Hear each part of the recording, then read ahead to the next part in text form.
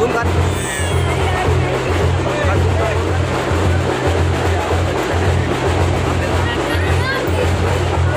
हज़रत बहुत से लोग कहते हैं कि ताज़िया बनाने को तो बदअक़ीदा लोग मना करते हैं। ताज़िया बनाना जो है वो तो सुन्नियों का तरीक़ा है। मतलब कहते हैं कि बदअक़ीदा लोग मना करते हैं ताज़िया। हमने मना किया अभी 10 मुहर्रम के लिए, बहुत से उलमा ने मना किया, इस पर पाबंदी लगाने की कोशिश की। तो बहुत से लोगों ने कहा कि ताज़िया बनाने के लिए तो बदअक़ीदा लोग मना करते हैं, तो और सुन्नियों का तरीक़ा है कि आप सुन्नी नहीं है। इस तरीके के सवालात, इस तरीके की कमेंट, तो हज़रत आप इस पर वज़ाहत करें कि वाकई किन लोगों का तरीक़ा, कौन कौन बनाते हैं ताज़िया। नाज़रीन किराम अस्सलामु अलैकुम वरहमतुल्लाहि वबरकातुहू। वाकई ऐसे ही होने लगा। अब मैं इसके ताल्लुक़ से आपके सामने चंद बातें रखता हूँ। पहली बात तो ये कि बहुत से लोग ये समझते हैं कि ये सुन्नियों का तरीक़ा है, जबकि आला हज़रत अलैहि रहमत व रिज़वान और उनसे भी पहले शाह अब्दुल हक मुहद्दिस देहलवी अलैहि रहमत व रिज़वान, जबकि वहाबियत वजूद में भी नहीं आई थी, उस वक्त में बयान फरमा रहे हैं वो कि ये बिदअतियों का तरीक़ा है, सुन्नियों का तरीक़ा नहीं है। ये कब्रें बनाना, सूरत बनाना और इस अंदाज़ में उसको गश्त कराना, ये बहुत सी खुराफात पर जो मुश्तमिल है, ये सुन्नियों का तरीक़ा नहीं है, बल्कि ये नाजायज़ और हराम है। कुरान में अल्लाह ने बयान फरमाया वज़रिल्लज़ीन इत्तख़ज़ू दीनहुम लइबन व लहवा व गर्रतहुमुल हयातुद दुनिया, कि उन लोगों का तरीक़ा छोड़ दो कि जिन्होंने अपने दीन को खेल कूद बना लिया, दुनियावी ज़िंदगी उनको धोखे में डाले हुए हैं। बहुत से लोग फ़रेब में हैं, वो ये समझ रहे हैं, और मैं जहाँ तक समझता हूँ मैं इसी नतीजे तक पहुँचा हूँ कि जो लोग इसे कर रहे हैं वो वाकई इसको ये नहीं समझते कि ये नाजायज़ है, बल्कि बहुत से लोग इसको जायज़ समझ कर के ही कर रहे हैं, जबकि एक हराम काम है।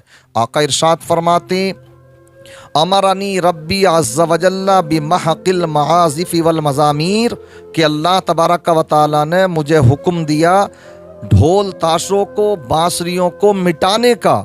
आका तो फरमा रही हैं मुझे मिटाने का हुक्म दिया, और ये कह रहे हैं कि ये सुन्नियों का तरीक़ा। सुन्नी क्यों मना करेंगे? बदअक़ीदा लोग मना करते हैं। अरे भाई नहीं है ये तरीक़ा, इसलिए डरना चाहिए, हमें मरना है।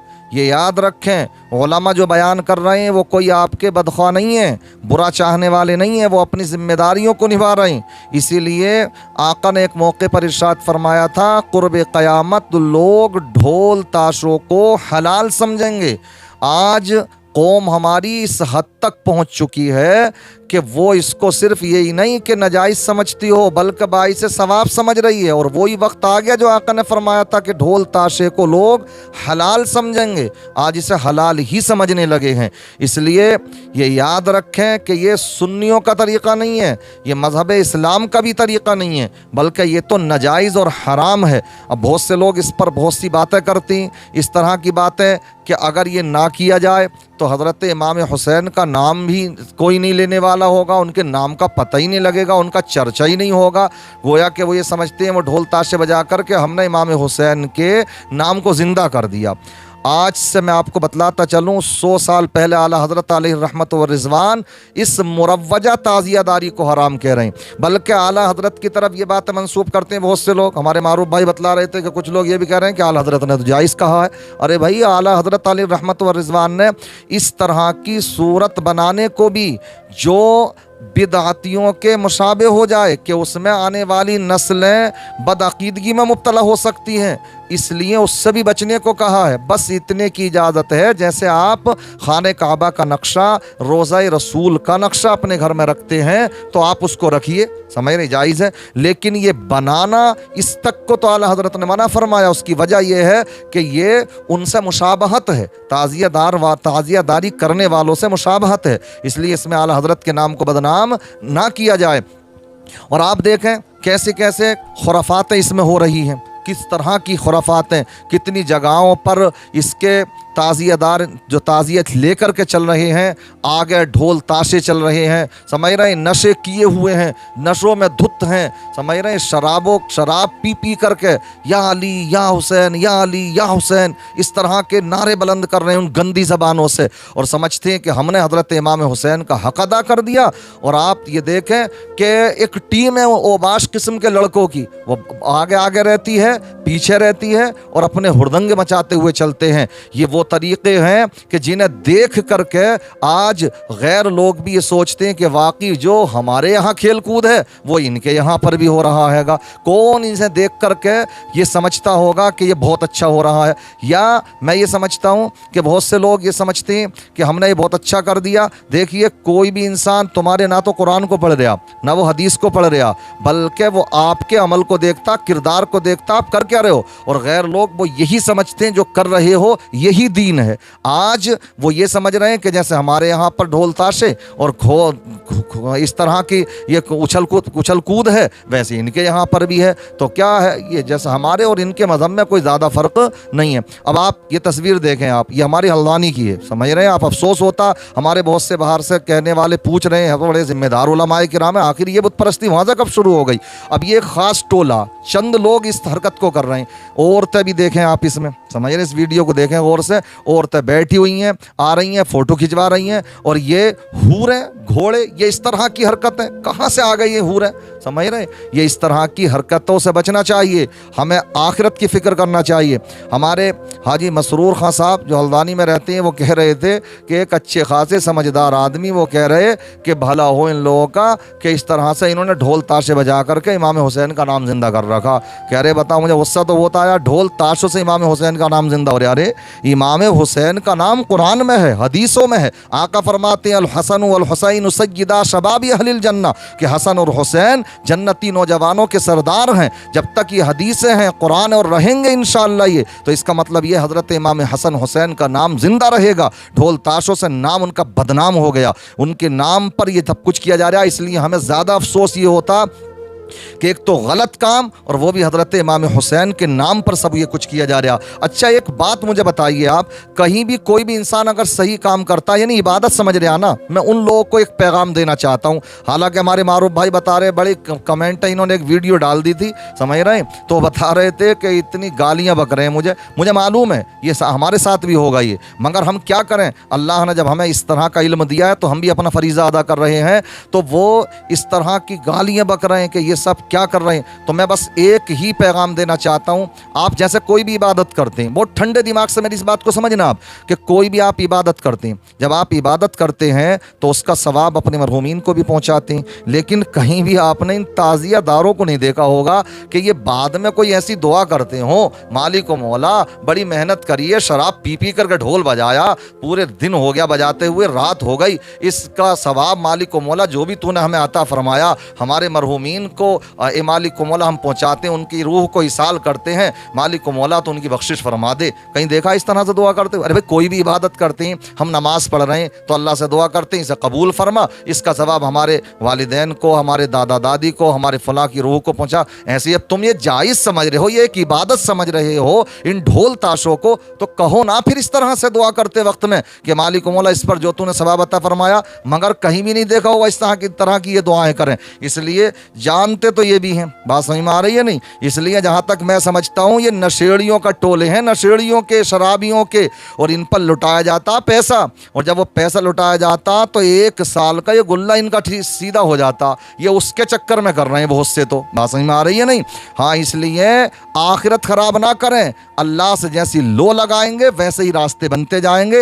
हराम तरीके से कमाने के अगर तरीके इख्तियार करोगे तो वैसे ही बनते जाएंगे। और अगर ये ठान लोगे कि हम हराम के करीब नहीं जाएंगे तो अल्लाह ताला ने जायज़ में बरकत रखी है, नाजायज़ में बरकत नहीं रखी है। इसलिए जायज़ रास्ते इख्तियार कीजिए, अल्लाह से लो भी यही लगाइए, दुआएं भी ये कीजिए तो इंशाअल्लाह अल्लाह तबारक व तआला जायज़ रास्ते आपके लिए मुहैया फरमाएगा, जायज़ असबाब आप इख्तियार करेंगे तो इंशाअल्लाह जायज़ ही आपके लिए तरीक़े हमवार होते चले जाएंगे। लिहाजा ये चंद सिक्कों की खातिर कौम को गुमराह ना करें। और मैं तो ये भी कहूँगा कि यहाँ पर बहुत से लोग हमारे वो भी हैं कि जो करने वाले तो हैं चंद लोग, मगर देखने वाले उनके साथ में हज़ारों होते हैं। इसलिए अगर वो देख रहे हैं उनके साथ में तो वो भी उसमें बराबर के शरीक हैं। बस एक बात और मेरी ये समझते चलें, ये लोग जो इस तरह की बकवासा करते नज़र आते हैं कि ये तो सुन्नियों का तरीक़ा नहीं है, सुन्नियों का तरीक़ा हराम है, ये नाजायज़ है। इसलिए मुझे आप बताइए कि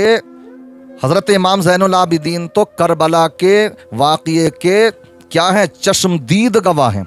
क्या उनकी ज़िंदगी में 10वीं मुहर्रमुल हराम क्या उनकी हयात ज़ाहिरी में नहीं आई? आई, और एक मरतबा नहीं आई, कई मरतबा आई, समझ रहे हैं। लेकिन क्या कभी हज़रत इमाम ज़ैनुल आबिदीन ने कोई ढोल बजाया, कोई ताज़िया निकलवाया? अरे उनके मानने वाले तो इतने थे कि वक्त के उस टाइम के ज़ालिमीन बादशाह अगर चले जाते थे मक्का मुकर्रमा, अगर खाने काबा में या मस्जिद नबवी में, और इधर इमाम ज़ैनुल आबिदीन चले जाते तो इतने अकीदतमंदों की भीड़ उन बादशाहों के साथ में नहीं होती थी जितनी कि इमाम ज़ैनुल आबिदीन के साथ में हुआ करती थी, अल्हम्दुलिल्लाह। लेकिन आप तारीख़ पढ़ के दिखा दें, कोई भी मैं दावत फ़िक्र दे रहा हूँ उन लोगों को जो ये बकवास करते हैं और ये कहते हैं सर ये मौलाना लोग पीछे पड़ गए। अरे मौलाना लोग पीछे नहीं पड़े, अल्हम्दुलिल्लाह मौलाना लोग जो जायज़ काम होते हैं तो बढ़ चढ़ करके हिस्सा लेते हैं, आपने देखा होगा। मगर कहीं भी ढोल ताशों में ये हमारे हालात हैं। देखें आप इस वीडियो को देखिए, आप समझ रहे बेचारों ने, एक मौलाना साहब ने तकरीर करी तो पूरे बस्ती वालों ने उनको जेल में डलवा दिया, समझ रहे हैं आप। ये हालात हैं हमारी कौम के, समझ रहे हैं जो उलमा। मगर मैं उनके लिए दुआ करता हूँ अल्लाह तबारक व तआला उनके हौसले को बुलंद फरमाए। वाकई उन्होंने मुजाहिदाना किरदार अदा किया है। ये वक्त की मुसीबत आती हैं, ऐसा इमाम आज़म अबू हनीफ़ा की ज़िंदगी में भी आया।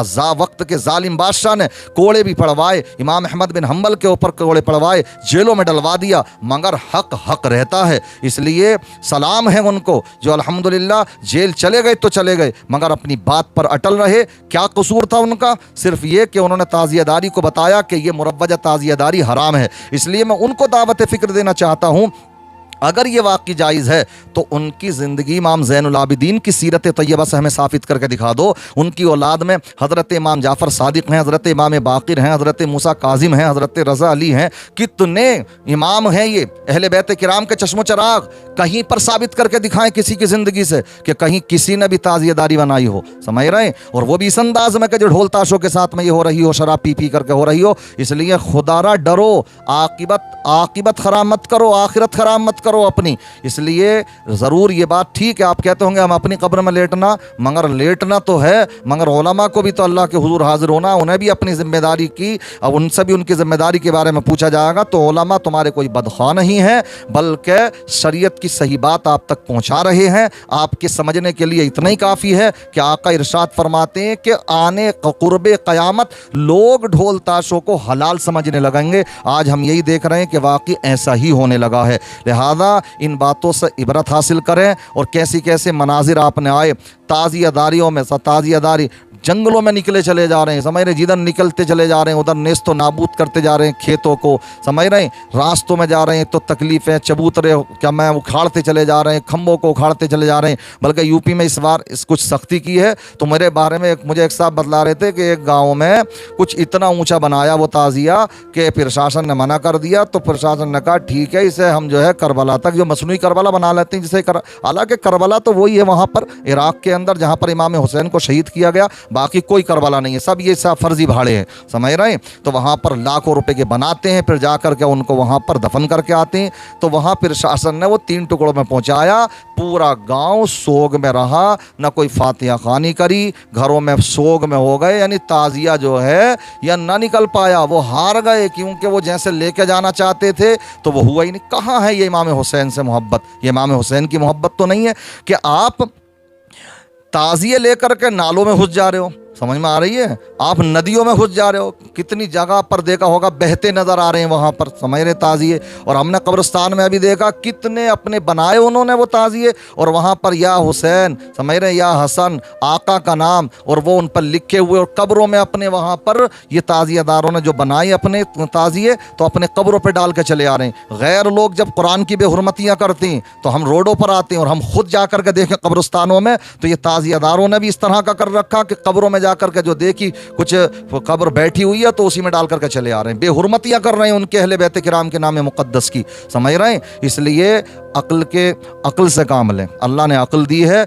इन तमाम बातों का, खुराफातों का मज़हब इस्लाम से कोई नाता नहीं है। एक ज़माना था कि इन बातों को देख देख कर के गैर भी सोचते थे कि अगर कोई मज़हब है सच्चा तो वाकई मज़हब इस्लाम है, मगर आज तो वो ये देखते हैं तो वो ये देखने पर मजबूर होते हैं ठीक ही है जहाँ हम हैं, इसलिए कि हमारे यहाँ भी खेल कूद ही है, इनके यहाँ भी ये खेल कूद हो रहा। या मुझे कोई बताएं कि ढोल ताशों से, इन ताजियों से कितना मज़हब इस्लाम फैल गया आज तक, बताए तो कोई सही। हाँ, रुकावट तो ज़रूर हुई है, समझ रहे हैं। जो लोग पहले ईमान ले आते थे हमारी अच्छाइयों को देख करके, तो वाकई वो अब रुके तो हैं, लेकिन कोई इस्लाम कबूल करने वाले नहीं बने इनकी बुनियाद पर। इसलिए खुदारा अल्लाह से डरें, समझ रहे हैं मेरी इन बातों को, ये समझते हुए कि सिर्फ इसलिए कि आपको अपनी कब्र में लेटना, मुझे अपनी कब्र में लेटना, मगर हमें हमारी भी अपनी जिम्मेदारी है, हम अपने फरीज़े को अदा कर रहे हैं। अल्लाह तबारक व तआला सबको दीन की समझ अता फरमाए, हक़ कहने, हक़ सुनने, हक़ वाज़े हो जाने के बाद उस पर अमल की तौफ़ीक़ रफ़ीक़ अता फरमाए। अस्सलामु अलैकुम व रहमतुल्लाहि व